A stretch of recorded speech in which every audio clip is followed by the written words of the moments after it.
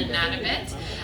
But if you're seeing that these guys are big, they're only going to get bigger. These guys are just about to turn 7 years old, so they are going to get bigger. They're going to be about around 1,100 kilograms. So they're quite big. They're really awesome, and of course, working with them is quite great, but also a little bit dangerous. So we got to work on building our relationship, and of course, our training. And so that's kind of what you're going to see here today.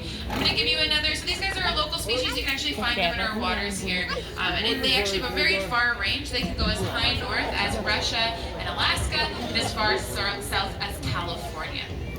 Like I said, here at the aquarium, we have to do lots of training to work on relationship as well as taking care of them. And that's kind of the first reason why we train, and that's the most important reason why we train.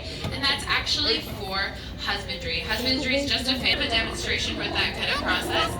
And some of that is going to be what's involved over here.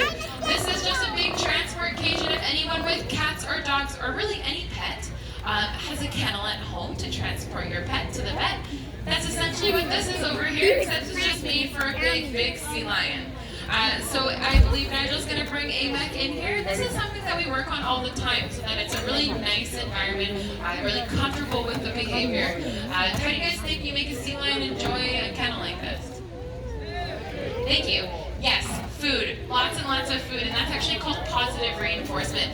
And that's what we work on here. That's the way that we train any of our behaviors, big or small, is positive reinforcement. And it's a really simple concept. Nigel has asked AMAC to go into the transport carrier, and now he's giving him a lot of fish for doing that. And that signals to AMAC, yes, that's exactly what I was looking for. And if maybe AMAC decided that today he didn't want to go into the transport carrier, that's okay. He's allowed to make that decision. We would maybe ask for the behavior again. We could maybe take a break. Any parents in the crowd are familiar with a timeout. That's something that we also use as part of our tools here. Or you know what, we might just move on to something different and come back to it later. But that way we're always keeping the sessions nice and positive and constantly building that relationship between us and the animal. And this is also really important, this relationship, because you think myself or Nigel or Cesar could make these guys do anything they didn't want to do? For the record, I splashed Nigel quite badly today with AMAC, and so he's definitely going to be attempting to get me in return, but I don't think he's as good as me, so we'll see how it goes.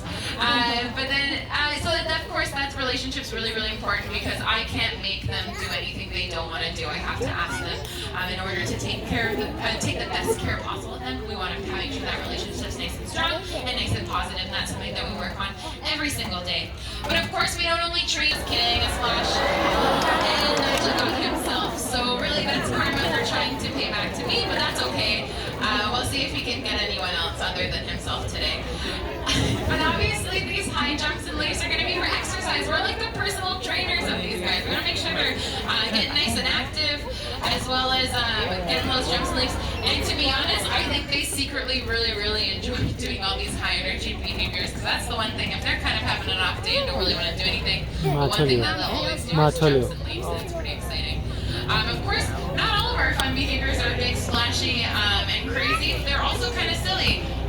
Over here, you guys, maybe Cesar will ask Kenai some questions, whether he thinks, or just lay down, of course. You're supposed to be participating in this. Cesar, Kenai, do you think Cesar is a good trainer?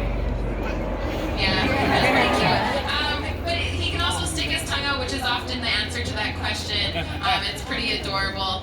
But of course, these things might seem like they don't really have a purpose, but of course they do. Us as trainers are always coming up with new and exciting things to train, and honestly, if you can think of it, you can train it as long as you're using that positive reinforcement in a good way. That was a nice splash, Nigel. Getting better. Missed yourself that time. But of course, these behaviors are important, just because we want to keep them thinking. And of course, I don't speak sea lion. If I spoke sea lion, my job would be a whole lot easier. So if you speak sea lion, we will hire you. And of course, the sea lions don't speak English or Spanish in Cesar's case. And the way they have to always think and try and figure out what we're trying to ask of them.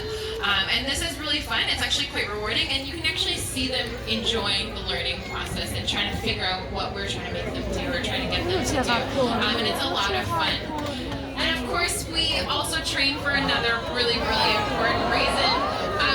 We also don't train the seagulls. The seagulls have trained themselves. Someone asked me if that was a planned part of the show, and absolutely not. The seagulls are very well trained on their own. But of course, we train for research. So all this happy stuff is also, they're here for a reason, and that's because the populations up in the north have actually declined by about 80 to 85%. And to put that in perspective, if you imagine 8 of every 10 of you guys leaving, there would be almost no one here to laugh at my corny jokes, and that would make me very upset. And of course, there would be a lot less people to splash with our sea lions. But of course, this is serious because we want these guys to last. So we wanted to kind of know what was going on and what was happening. And so we were able to do that through research. We're able to work really closely with these guys here, and as well as get them really comfortable with research equipment. And something that we've actually been able to do is metabolic studies. This just means that kind of looking at how many calories does it take to be a sea lion. We actually have some research equipment in the habitat right now. So over by the scale in the back there, there's kind of a big marshmallowy looking